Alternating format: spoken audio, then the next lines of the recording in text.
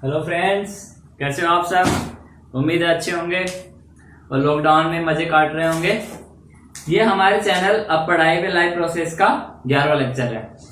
इसमें हम आज ट्रांसपोर्टेशन इन प्लांट की बात करेंगे। इससे पहले हम पिछली बात कर लेते हैं। इससे पिछले वाले लेक्चर्स के अंदर हमने बात की थी ट्रांसपोर्टेशन इन ह्यूमन, मतलब मानव के अंदर कैसे ट्रांसपोर्टेशन या कैसे परिवहन होता है उसकी बात की थी। इसके बाद हमारा जो अगला लेक्चर था वो था ट्रांसपोर्टेशन इन प्लांट। अब जैसे हमने इस हेडिंग को देखा, मतलब पाथों में परिवहन की हेडिंग को देखा, तो हमारे माइंड में सबसे पहला क्वेश्चन यही आता है कि किस चीज का ट्रांसपोर्टेशन तो हो रहा है, पर किस चीज का ट्रांसपोर्टेशन करेंगे। तो उसकी बात हम सबसे पहले कर लेते हैं। प्लांट के अंदर जब हमने ऑटोट्रोफिक न्यूट्रिशन बताया था, तो हमने उसके अंदर आपको बताया था कि प्लांट के जो ग्रीन पार्ट होते हैं, प्लांट के जो हरे भाग होते हैं, उनके अंदर क्या प्रेजेंट होता है, क्लोरोफिल प्रेजेंट होता है। और ये मान लो लीव है ग्रीन पार्ट, उसके अंदर क्या होता है, फोटोसिंथेसिस होता है।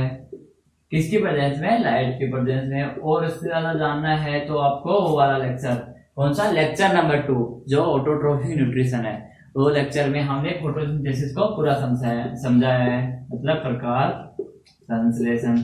इसमें किसका फॉर्मेशन होता है, ग्लूकोज का, मतलब किसका निर्माण हुआ था, शुगर का। ग्लूकोज भी एक शुगर ही होती है। किसको क्या बनी थी, शुगर बनी थी। इसके अलावा फोटोसिंथेसिस में हमें किसकी जरूरत होती है, वाटर की जरूरत होती है। इसके अलावा हमें किसी भी बॉडी को बनाने के लिए या प्लांट बॉडी को बनाने के लिए किसकी जरूरत होगी, मिनरल्स की जरूरत होगी। जैसे कि सोडियम हो गया, पोटेशियम हो गया, कैल्शियम हो गया और अन्य मैग्नीशियम हो गया। इसके अलावा और भी जैसे नाइट्रोजन हो गया। इसके और भी जितने भी मिनरल्स हैं, मतलब लवण है, खनिज लवण है, उनका सबका क्या, एब्जॉर्प्शन कहाँ होता है, रूट के अंदर होता है। तो हमने वहां बताया था कि यहां से यहां जाएगा और फोटोसिंथेसिस होगा और शुगर बनेगी। अब इस चैप्टर के अंदर हम बात करेंगे, मतलब इस लेक्चर के अंदर हम बात करेंगे कि ये जो H2 मिनरल्स हैं, ये कैसे रूट से कहां जाएंगे, लीव्स के पास जाएंगे। और इसके अलावा फोटोसिंथेसिस के अंदर जो शुगर बनी थी, वो यहां से पूरी प्लांट बॉडी के अंदर कैसे आएगी, क्योंकि हमें H2 की जरूरत, ये तो है नहीं सिर्फ रूट को है, H2 की जरूरत हमें फोटोसिंथेसिस के अंदर भी है, यानी प्रकाश संश्लेषण में है। इसके अलावा हमें मिनरल्स जैसे मैग्नीशियम और ये एंजाइम के कोफैक्टर के रूप में काम करते हैं, मतलब एंजाइम को प्रेरित करने का काम करते हैं। जब एंजाइम वर्क करता है तो ये उसके साथ मिलकर उसके काम को बढ़ा देते हैं, मतलब पूरी बॉडी के अंदर इनकी जरूरत है। इसके अलावा एनर्जी के लिए हमें यहाँ से जो शुगर है वो कहाँ आएगी, पूरे प्लांट के अंदर आएगी, क्योंकि हमें पूरे प्लांट के अंदर एनर्जी की जरूरत है। तो हम इस लेक्चर के अंदर इन्हीं की बात करेंगे कि किस टिश्यू के द्वारा ये फोटोसिंथेसिस जो शुगर बनी थी वो जाएगी और किसके द्वारा ये जो वाटर और मिनरल्स हैं वो ऊपर जाएंगे। इसके बाद इसी लेक्चर में करेंगे। अब इसके बाद हम जब हमने वहां पे फोटोसिंथेसिस वाला लेक्चर पढ़ाया था आपको, तब हमने एक पत्ती की क्या बनाई थी, काट बनाई थी, मतलब एक लीव बनाई थी। लीव की ऐसी स्ट्रक्चर बनाई थी, याद होगा आपको। अगर आपने वो लेक्चर पढ़ा है तो आपको ये लीव की स्ट्रक्चर याद होगी। वहां पे हमने यहाँ पे एक वेस्कुलर बंडल बनाया था। क्या बनाया था, वेस्कुलर बंडल। उस वेस्कुलर बंडल के क्या थे, 2 कंपोनेंट थे। क्या क्या थे, जाइलम था और क्या था, फ्लोएम। एक तो जाइलम था, एक क्या था, फ्लोएम था। ये दोनों जो कंपोनेंट हैं, ये दोनों जो हैं, यही वो काम करते हैं जिसकी बात हम पहले कर रहे थे। मतलब कहां से, फोटोसिंथेसिस के दौरान जो शुगर बनी थी उसको कहां से, प्लांट के लीव से, मतलब ग्रीन पार्ट से कहां ले जाना, पूरी प्लांट के अंदर ले जाना। इसके अलावा वाटर और मिनरल्स को रूट से पूरे प्लांट के अंदर ले जाना। ये दोनों सिस्टम है, ये क्या करते हैं, इंडिपेंडेंटली, मतलब एक दूसरे पे डिपेंड नहीं होते, इंडिपेंडेंट, मतलब एक दूसरे से अलग अलग काम करते हैं। और क्या करते हैं, वो दोनों फंक्शन करते हैं। 2 फंक्शन है, 2 टिश्यू होंगे, दोनों टिश्यू कौन से हैं, जाइलम है, एक फ्लोएम है। जाइलम क्या करता है, जाइलम जो होता है वो वाटर का और मिनरल्स का, वाटर और मिनरल्स का क्या करता है, ट्रांसपोर्ट करता है। अब इसके बाद में हमारे पास दूसरा क्या बचा, शुगर का ट्रांसपोर्ट। तो शुगर का ट्रांसपोर्ट कौन करेगा, शुगर का ट्रांसपोर्ट कौन करेगा, फ्लोएम करेगा। समझ में आ गया दोनों टिश्यू का फंक्शन। ये दोनों प्रोसेस हम कंप्लीट पढ़ेंगे। इन दोनों प्रोसेस को हमें फिर से दोबारा डिटेल्स के अंदर पढ़नी है, पर अभी के लिए थोड़ा मतलब ब्रीफ के अंदर थोड़ा आप समझ लीजिए कि जाइलम का क्या काम है, वाटर का ट्रांसपोर्टेशन, और फ्लोएम का क्या काम है, शुगर का ट्रांसपोर्टेशन। समझ में आया। और इन दोनों को मिलाकर क्या बोलते हैं, वेस्कुलर बंडल। अब हम इन दोनों जाइलम और फ्लोएम के कंपोनेंट्स की बात कर लेते हैं। ये आपके जो कंपोनेंट्स हैं ये आपके 9th क्लास के चैप्टर में दिए हुए हैं, मतलब 9th के अंदर आपको इनके बारे में बताया है। यहाँ पे हम कुछ बात और कर लेते हैं। यहाँ पे हम सिर्फ कंपोनेंट्स बताएंगे और जो इस चैप्टर में जो इसमें काम आएंगे वो बताएंगे। मतलब आपके जो बेसिक्स थे जो आप भूल गए हैं उनको हम यहाँ पे फिर से क्लियर कर देंगे, फिर से आपको याद दिला देंगे कि आपने ऐसा ऐसा पढ़ा था। हम पहले जाइलम की बात कर लेते हैं। तो जाइलम के जो रहते हैं कंपोनेंट कौन कौन से होते हैं, एक होते हैं ट्रेकिड्स। ट्रेकिड्स मतलब वाहिकाएं। और क्या होते हैं, वेसल्स मतलब वाहिनिकाएं। और क्या होते हैं, जाइलम, पेरेन्काइमा। और क्या होते हैं, जाइलम, फाइबर्स। जो जाइलम के ये 4 कंपोनेंट हैं, ये 4 गठन हैं, उनमें से ये ट्रेकिड्स, वेसल्स और फाइबर्स, ये तीनों क्या होते हैं, डेथ होते हैं, मतलब मरे हुए होते हैं। और जो पेरेन्काइमा है वो क्या होता है, लिविंग होता है। ये आपने 9th क्लास में पढ़ा होगा। ट्रेकिड्स और वेसल क्या करते हैं, किसमें हेल्प करते हैं, वाटर के ट्रांसपोर्टेशन में। किसमें हेल्प करेंगे, वाटर के ट्रांसपोर्टेशन में। इसके अलावा मिनरल्स के ट्रांसपोर्टेशन में। कैसे करेंगे वो हम आगे पढ़ेंगे, अभी ये बता होना चाहिए कि क्या करेंगे। और वैसे आपने 9th क्लास में पूरा पढ़ा होगा। ये समझ में आ गए जाइलम के कौन कौन से कंपोनेंट होते हैं। इसके बाद में हम बात करते हैं फ्लोएम के कंपोनेंट की, और उनको भी हमें फिर से पढ़ना है पूरा डिटेल के अंदर। पर एक बार जो 9th के दिया था उसी को हम रिवाइज कर रहे हैं यहाँ पे। तो फ्लोएम के कंपोनेंट के अंदर क्या क्या आएगा, क्या क्या आएगा, बोलो। सीव ट्यूब पढ़िए, चार्ली नलिका। और क्या है, चार्ली नलिका। और क्या है, कंपेनियन सेल।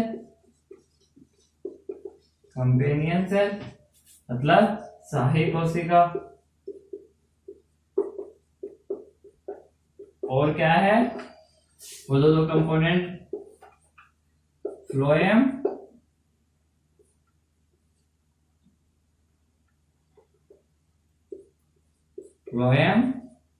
पेरेन्काइमा। और क्या है, फ्लोएम, फाइबर्स। इसके अंदर ये सारे component sieve tube, companion cell और फ्लोएम, पेरेन्काइमा, ये क्या होते हैं, लिविंग होते हैं। सॉरी यहाँ पे स्पेलिंग की मिस्टेक हो गई, PHLOEM। ये जो कंपोनेंट है सीव ट्यूब, कंपेनियन सेल और फ्लोएम, पेरेन्काइमा, ये तीनों जो होते हैं, ये तीनों स्ट्रक्चर क्या होती है, लिविंग होती है। और जो फ्लोएम फाइबर है ये क्या होती है, डेड होती है, मतलब मरी हुई होती है। अब इसके अंदर बात कर लेते हैं कि कंपेनियन सेल जो है इनको शाही कोशिका क्यों बोलते हैं। ये किसमें, फ्लोएम टिश्यू जो है वो किसके अंदर हेल्प करता है, शुगर के ट्रांसपोर्ट के अंदर हेल्प करता है। कैसे करता है वो तो हम आगे पढ़ेंगे। तो ट्रांसपोर्ट इसके अंदर मेनली कौन कौन से स्ट्रक्चर काम आएंगे, सीव ट्यूब और कंपेनियन सेल। कैसे, ये सीव ट्यूब है, ये क्या करेगी कि शुगर का ट्रांसपोर्ट करवाएगी।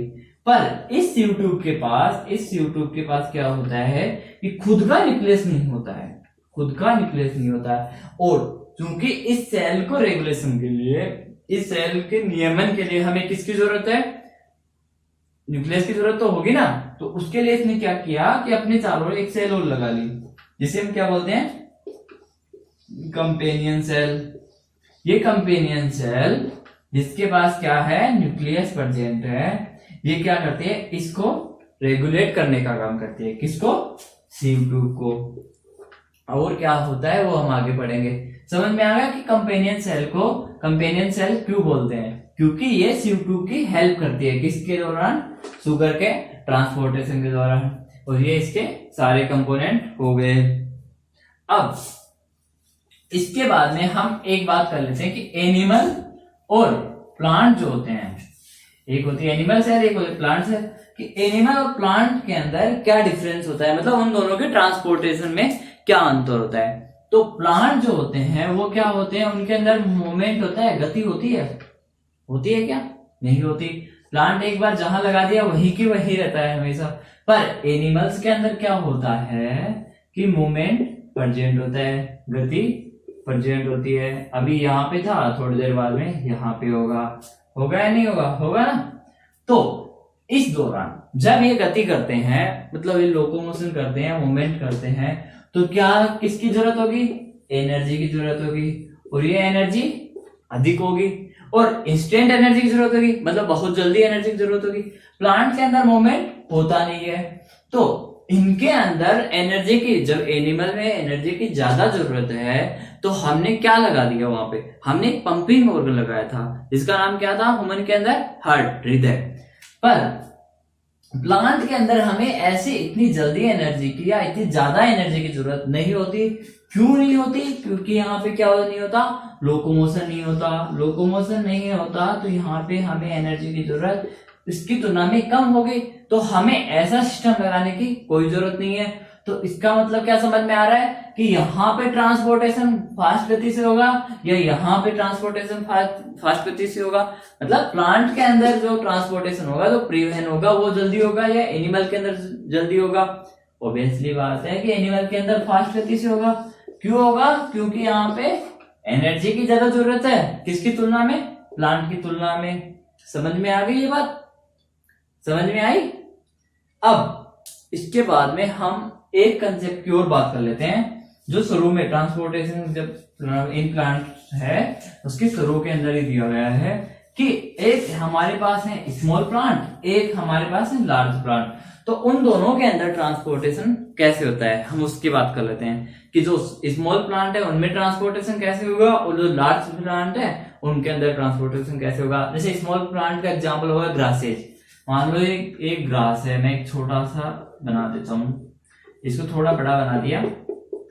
एक हमारे पास बरगद है, मतलब बहुत बड़ा, बरगद का मतलब है कि बड़ा पेड़ है जिसके अंदर स्टेम बड़ा है, ये इसका रूट हो गई। इस प्लांट के अंदर क्या होगा, इस प्लांट के अंदर यहां पे फोटोसिंथेसिस से बनी शुगर, और यहां पे क्या हुआ, वाटर का हुआ एब्जॉर्प्शन।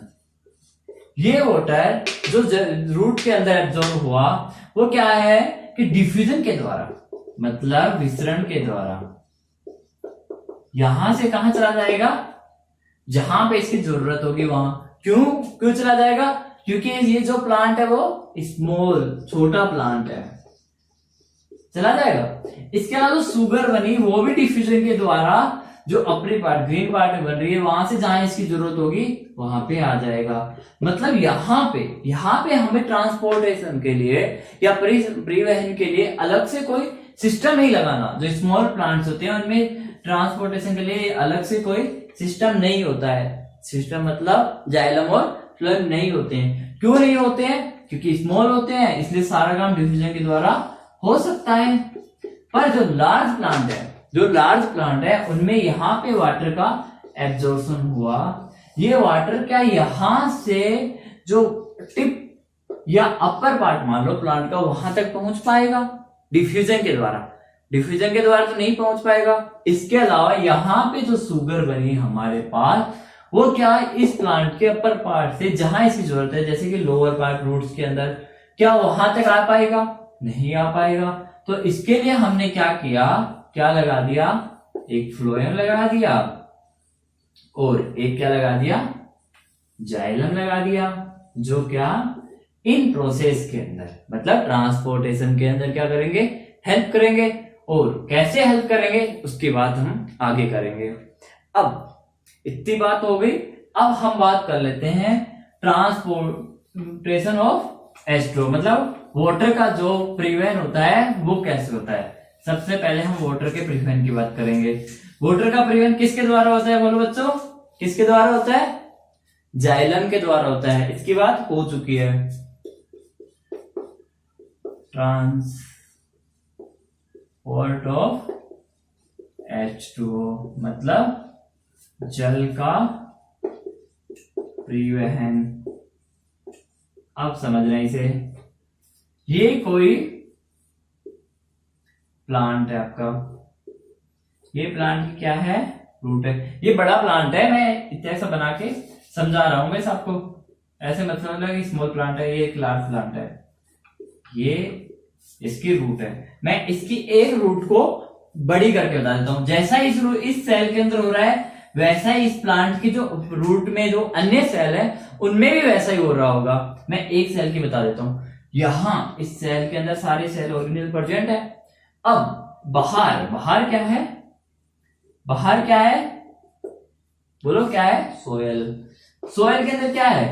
एक तो वाटर होगा हमारा, H2O होगा, इसके अलावा क्या होंगे? मिनरल्स होंगे, जैसे सोडियम हो गया, पोटेशियम हो गया, सोडियम हो गया, मैग्नीशियम हो गया, कैल्शियम हो गया, नाइट्रोजन हो गया।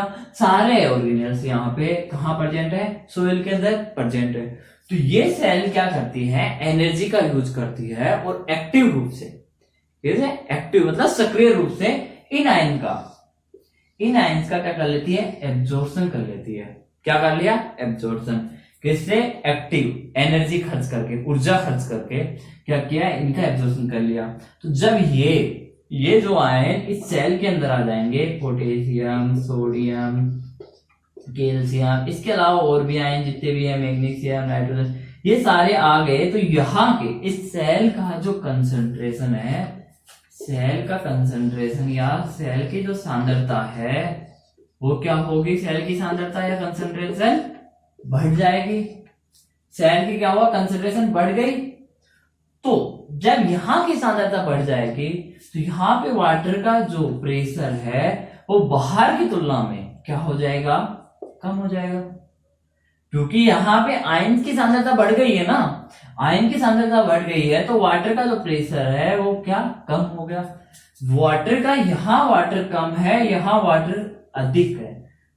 सेल के अंदर बाहर की तुलना मतलब सोयल की तुलना में वाटर का जो प्रेशर है, जो दाब है, वो दाब क्या हो गया? कम हो गया। तो वाटर या जल क्या करेगा? अपनी अधिक कंसंट्रेशन से, अपनी अधिक सांद्रता से या अपने अधिक दाब से कहां जाएगा? अपने कम दाब की ओर जाएगा। जाएगा नहीं? जाएगा ना। इस सेल के अंदर ये बाहर जो वाटर था वो आ गया। किसके लिए? कि वाटर का जो बैलेंस रहे, वाटर का जो लेवल है वो क्या रहे? बराबर रहे। उसके लिए इस सेल के अंदर क्या आ गया? वाटर आ गया। जब वाटर इस सेल के अंदर आ गया तो अब सेल के अंदर प्रेशर क्या हुआ? अब सेल के अंदर प्रेशर क्या हुआ? प्रेशर क्या हुआ? सेल के अंदर बढ़ गया। दाब क्या हुआ? बढ़ गया। ये जब दाब सेल के अंदर बढ़ गया तो ये क्या करेगा? यहां पर भी सेल हो, ये क्या करेगा कि यहां पे प्रेशर लगाएगा और इस वाटर को, यहां पे जो वाटर है, इस सेल के अंदर जो वाटर है उस पे प्रेशर लगाएगा और इसे आगे की ओर क्या करेगा? धकेलेगा। मतलब आगे की ओर क्या करेगा? पुश करेगा, धकेलेगा। तो धकेलने से ये वाटर आगे चला जाएगा। यहां पे जो वाटर है उसको ये आगे पुश करेगा। पर ये ऐसा नहीं है कि यहां से पुश करते थे, धकेलते धकेलते धकेलते यहां तक पहुंचा दे, क्योंकि इतना भी प्रेशर नहीं बन पाता। प्रेशर बनता है, उससे वाटर यहां से दूसरी सेल में जाता है, पर एक लिमिटेड ऊंचाई तक, मतलब कुछ दूरी तक जा सकता है। ऐसा नहीं है कि यहां पर इतना प्रेशर बन जाए कि उस प्रेशर की वजह से वो वाटर को धकेल के कहां पहुंचा दे? टिप ऑफ द प्लांट पहुंचा दे। इतना प्रेशर भी नहीं बनता। तो अब क्या बात हुई कि जब इतना प्रेशर बन ही नहीं रहा है, टिप तक वाटर जा ही नहीं रहा है, तो इसका क्या ही मतलब है? इसका क्या ही मतलब है? ये समझ में आ रहा होगा ना? ये आपको सोच रहे होंगे मैंने। तो इसके लिए क्या है? प्लांट ने दूसरी विधि, दूसरे मैकेनिज्म को विकसित किया। किसके लिए? वाटर के एब्जॉर्ब करने के लिए, मतलब वाटर को यहां से यहां ट्रांसपोर्ट करने के लिए, वाटर को ट्रांसपोर्ट करने के लिए क्या किया, प्लांट ने अपने अंदर एक नई मैकेनिज्म बनाई जिससे ये वाटर को यहां से कहां ले ले, टिप तक। अब हम उसी मैकेनिज्म की बात करेंगे जिसके द्वारा वाटर कहां से कहां जाता है, प्लांट के रूट भाग से कहां जाता है, टिप ऑफ द प्लांट, यहां जहां पर इसकी रिक्वायरमेंट होती है, वाटर की जहां पर भी रिक्वायरमेंट होती है वहां पर जाता है। अब क्या हम उसकी बात करते हैं। तो ये एक प्लांट है, ये इसका स्टेम हो गया, यह क्या हो गया, रूट हो गया। यहाँ पे ये एक सेल है, यहाँ पे क्या होते हैं, स्टोमेटा होते हैं, रंध्र होते हैं। इसके बाद हम ऑटोट्रोपिक न्यूट्रिशन हमने सब पोषण पढ़ाया था, मतलब लेक्चर नंबर 2 के अंदर हम बात कर चुके हैं स्टोमेटा की। यहाँ पे क्या प्रेजेंट है, स्टोमेटा प्रेजेंट है, स्टोमेटा या लीव्स प्रेजेंट है। तो वहां से क्या होगा, यहाँ से वाटर का लॉस होगा, किसके द्वारा, वेपर के रूप में, मतलब भाप बन के क्या जाएगी, वाटर जो है बाहर चला जाएगा। चला गया बाहर, नहीं समझ में आया। यहाँ पे स्टोमेटा होते हैं, स्टोमेटा जब खुलते हैं बंद होते हैं तो वाटर का लॉस होता है या नहीं होता, होता है ना।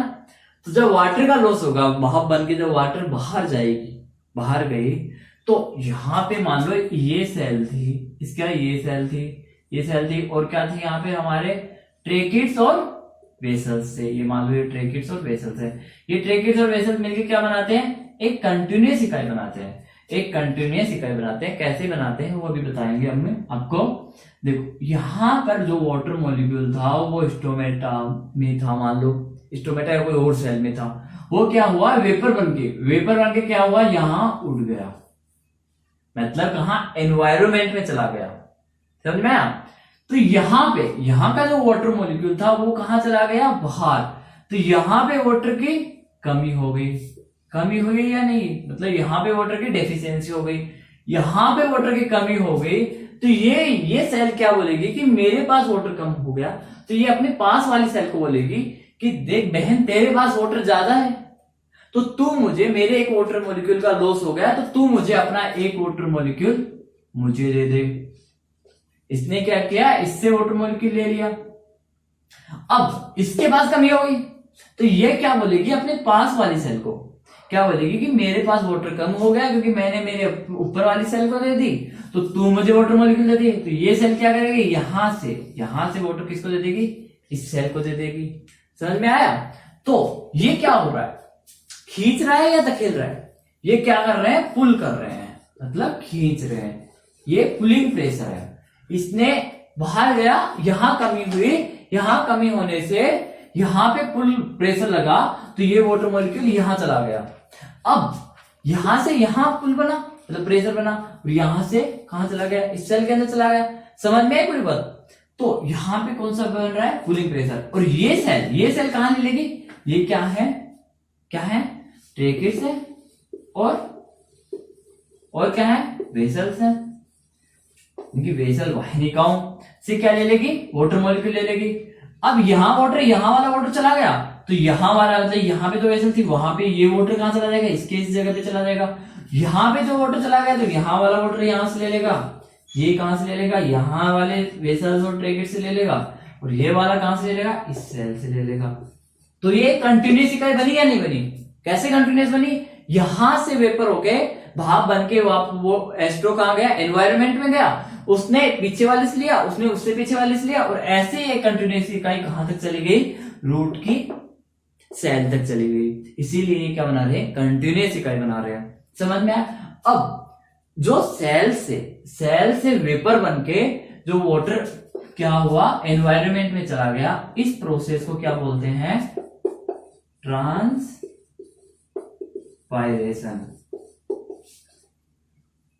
समझ रहा है, क्या बोलते हैं, ट्रांसपायरेशन, वाष्पोत्सर्जन।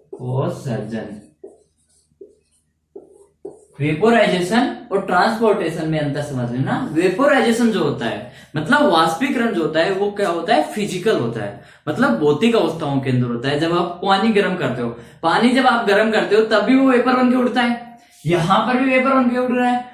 तो ये क्या है, नेचुरल प्रोसेस हो रही है। जब नेचुरल प्रोसेस के दौरान वेपर बन के वाटर एनवायरमेंट में जाता है तो उस प्रोसेस को क्या बोलते हैं, ट्रांसपायरेशन या वाष्पोत्सर्जन।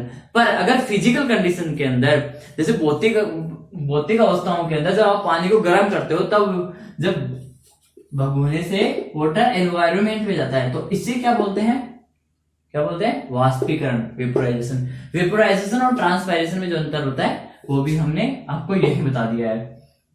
अब वाटर के साथ साथ किसका ट्रांसपोर्टेशन होगा, मिनरल्स का। तो मिनरल्स का ट्रांसपोर्टेशन भी इसी के द्वारा हो जाएगा। अब आपको दो चीजें थी यहाँ पे, एक तो हमारे ट्रांसपायरेशन से कौन सा प्रेशर बन रहा है, कूलिंग प्रेशर बन रहा है, और एक प्रेशर और बन रहा था, कौन सा बन रहा था, पुश प्रेशर। वो कौन बना रही थी, रूट बना रही थी। एक दूसरा प्रेशर होता है ना पुश, जो हमें थोड़ी देर पहले बात की कि यहाँ वाटर मॉलिक्यूल के प्रेशर बढ़ा, उसमें दबाव लगा है। तो अब ये बात कर लेते हैं कि कब पुश प्रेशर ज्यादा एक्टिव होगा, मतलब ज्यादा डोमिनेंट होगा, और कब पुल प्रेशर ज्यादा होगा। ये प्रोसेस कब होगी, मतलब वेपोराइजेशन ट्रांसपायरेशन में, ट्रांसपायरेशन की जो प्रोसेस है, वाष्पोत्सर्जन प्रोसेस है, वो कब होगी, वो दिन में ही हो सकती है। क्यों हो सकती है, क्योंकि यहाँ पे पहली रिक्वायरमेंट क्या है कि इस सेल से जो सबसे बाहर है स्टोमेटा के अंदर, या जो बाहर जो सेल है उससे क्या बाहर वेपर बन के एस्ट्रो जाना चाहिए। और वेपर बन के एस्ट्रो कब जाएगा, दिन के अंदर जो जाएगा। तो इसके लिए पहली कंडीशन क्या है, वाटर का बाहर जाना। वाटर गया तभी तो यहां से ये कंटिन्यूअस इकाई बन पाएगी। तो समझ में आया आपको कि ट्रांसपायरेशन या जो पुलिंग जो प्रेशर है वो कब बनेगा, डे के अंदर। मतलब ये कब डोमिनेंट रहेगा, दिन के अंदर। पर रात के अंदर ये प्रोसेस नहीं होगी। रात के अंदर जब ये प्रोसेस नहीं होगी तो कौन सा प्रेशर ज्यादा एक्टिव रहेगा, पुशिंग। क्योंकि उस टाइम तो हमारे पास एक ही प्रेशर है ना, वाटर हम मिनरल्स लिए, एक्टिव प्रेशर, एक्टिव प्रोसेस से उसके बाद में यहाँ पे एस्ट्रो बाहर से क्या आएंगे, अंदर आएंगे, यहाँ पे प्रेशर बनाएंगे और ये क्या करेंगे, वाटर को धकेलेंगे। तो ये पुशिंग प्रोसेस जो है वो कब एक्टिव होगी, दिन रात के अंदर, नाइट के अंदर। और इसे क्या बोलते हैं हम, रूट प्रेशर बोलते हैं। क्या बोलते हैं, रूट प्रेशर, मतलब मूल दाब। समझ में आया बच्चों, ये हमने ट्रांसपोर्टेशन ऑफ वाटर को बता दिया है। अब इसके बाद में हमारा बचता है ट्रांसपोर्टेशन ऑफ शुगर। तो हम ट्रांसपोर्टेशन ऑफ शुगर की बात भी कर लेते हैं। ट्रांसपोर्टेशन ऑफ शुगर में क्या है कि इसकी तरह इसके अंदर तो कैसे हो रहा था, इसके अंदर तो कैसे हो रहा है, हमारा वेपर बनती है, मतलब फिजिकल फोर्सेस काम कर रहे हैं। इसके अंदर क्या काम कर रहे हैं, फिजिकल फोर्सेस काम कर रहे हैं। बाहर से बहुत नॉइस आ रही होगी क्योंकि बारिश हो रही है। अब लेक्चर बना रहे हैं तो बीच में रोकेंगे तो आपको भी डिस्टर्बेंस होगा। तो अब आखिरी जो कंसेप्ट है इसके अंदर ट्रांसपोर्टेशन प्लांट के अंदर, वो है कि शुगर का जो ट्रांसपोर्टेशन होता है वो कैसे होता है। इसके अंदर फिजिकल फोर्स काम कर रहे थे कि वाटर ऊपर चला गया, पर शुगर का जो ट्रांसपोर्टेशन होगा उसके अंदर वो फोर्स काम नहीं आएंगे। इसके अंदर क्या होता है कि मान लो ये लीफ थी, इसके अंदर शुगर बनी, इसके अलावा एमिनो एसिड, कुछ एमिनो एसिड बने। ये हमारा प्लांट का बॉडी है। यहां से क्या होगा, शुगर और एमिनो एसिड कहाँ आएंगे, शुगर की हमें जरूरत कहाँ है बताओ। रूट के अंदर एनर्जी चाहिए तो वहां पे जरूरत है या नहीं। इसके अलावा फ्रूट्स बन रहे हैं तो फ्रूट्स के अंदर फ्लो के अंदर शुगर होती है तो उसके अंदर स्टोरेज करने के लिए चाहिए। इसके अलावा स्टोरेज ऑर्गन के अंदर जाएगी या नहीं जी। इसके अलावा अगर बीज का निर्माण हो रहा है, सीड का निर्माण हो रहा है तो वहां पे जाएगी। समझ में आई सारी प्रोसेस कि कहाँ पे हमें शुगर की जरूरत है। तो यहाँ से हमें शुगर को उन सभी जगह पे लेके जाना है। तो कैसे जाएगा अब वो समझते। यहाँ पे हमारे पास ये एक ट्यूब ट्यूब है और ये इसके साथ कौन सी सेल लगी होगी, कंपेनियन सेल होगी, क्योंकि इसको रेगुलेट करने का काम करती है। यहाँ पे ये शुगर है, ये शुगर क्या एक्टिवली मतलब एनर्जी का यूज होगा और एक्टिवली ये शुगर यहां से इस सेल के अंदर डाल दी जाएगी। समझ में आई बात? कहां से? लीफ से, जहां से ये बनी थी वहां से कहां आएगी? सेल के अंदर। अब यहाँ पे हमने और एक्टिवली ओवरलोड कर दिया इसके ऊपर, और एक्टिव एक बार और एनर्जी का ओवरलोड कर दिया इसके अंदर, बहुत सारी शुगर बढ़ती, मतलब यहाँ पे शुगर का जो प्रेशर है वो बढ़ गया। इसके अलावा इसके बाद की जो सेल है, इसके बाद की जो सेल्स हैं उनके अंदर तो प्रेशर कम ही है ना, शुगर का जो प्रेशर है वो इनके अंदर तो कम ही है। तो क्या होगा कि यहां से जब लोड किया, यहाँ पे एक्टिवली लोड करने के बाद में यहाँ पे क्या हुआ, शुगर का जो प्रेशर था वो बढ़ गया। इसके अलावा एमिनो एसिड मान लो, एमिनो एसिड का भी इसी द्वारा होता है। यहाँ प्रेशर बढ़ना, ये यहां से मतलब हाई प्रेशर से, हाई प्रेशर मतलब अधिक प्रेशर से लो प्रेशर, क्योंकि यहाँ पे शुगर नहीं है या कम है, या कम है, लो प्रेशर की ओर शुगर क्या है, आ जाएगी, ट्रांसपोर्ट हो जाएगी। ये क्या, ट्रांसपोर्टेशन ऑफ शुगर, मतलब जो भोजन होता है उसका कैसे परिवहन होता है। अब एक कंसेप्ट, आखिरी कंसेप्ट बच गया कि जो वाटर का एब्जॉर्प्शन हो रहा था, इसी के अंदर देखो, जो वाटर का एब्जॉर्प्शन हो रहा था वो कहां से कहां हो रहा था, वो रूट से कहां हो रहा था, रूट से कहां हो रहा था, प्लांट के अपर पार्ट के अंदर, मतलब लीव्स के अंदर, लीव्स के अंदर हो रहा था, पत्तियों के अंदर हो रहा था या नहीं हो रहा था। यहां से क्या पेपर वन की उड़ गई थी या यूज हो गई थी, तो ये कौन सी डायरेक्शन में हुआ, ओनली वन डायरेक्शन, कौन सी डायरेक्शन, अपवर्ड डायरेक्शन, मतलब ऊपर की ओर हो रहा है। पर शुगर यहां बनी अपर पार्ट्स के अंदर, यहां से कहां आई, रूट के अंदर, रूट के अंदर आके क्या हुआ, वहां पे क्या हुआ, उसका स्टोरेज हो गया स्टोरेज। अब मान लो प्लांट से पतझड़ के अंदर ये प्लांट की लीव्स गिर गई, या इस प्लांट को फिर से अंकुरित होना है, तो अब हमें ऊर्जा की जरूरत है। अब इसके अंदर ग्रीन पार्ट तो है नहीं है ग्रीन पार्ट, तो अब कहां से ऊर्जा आएगी, तो यह कहां से, हम जो रूट के अंदर जो स्टोरेज कर रखी है हमने ऊर्जा, जो संग्रहित कर रखी है, जो उसको क्या ले जाएंगे हम, ऊपरी भागों में, कहां ले जाएंगे, अपर पार्ट्स के अंदर ले जाएंगे और उसका यूज कर लेंगे। मतलब क्या है कि जो शुगर का मूवमेंट है वो कहां हो रहा है, अपवर्ड भी हो रहा है और बच्चों डाउनवर्ड भी हो रहा है। ये किस पे डिपेंड कर रहा है, उसके रिक्वायरमेंट के ऊपर डिपेंड कर रहा है कि कहां पे उसकी ज्यादा रिक्वायरमेंट है। जब पौधा अंकुरित होता है तो नीचे से ऊपर जाती है, और जब बनती रहती है मतलब ग्रीन पार्ट्स के अंदर, तो ऊपर से नीचे आती रहती है। प्लांट के अंदर जो जाइलम के अंदर जो वाटर का ट्रांसपोर्टेशन होता है वो यूनिडायरेक्शन होता है, कहां से, अपवर्ड। तो जाइलम के अंदर जो ट्रांसपोर्टेशन होता है वो कौन सी डायरेक्शन में होता है, अपवर्ड। और फ्लोएम के अंदर जो भोजन का डायरेक्शन है वो कौन सी है, अपवर्ड और डाउनवर्ड दोनों। समझ में आया? ये हमारा जो लेक्चर है वो कंप्लीट होता है ट्रांसपोर्टेशन इन प्लांट्स। अब हमने ट्रांसपोर्टेशन की भी बात पूरी कर ली। इससे अगले लेक्चर में हम बात करेंगे एक्सक्रीशन की। Thank you. जय हिंद, जय भारत।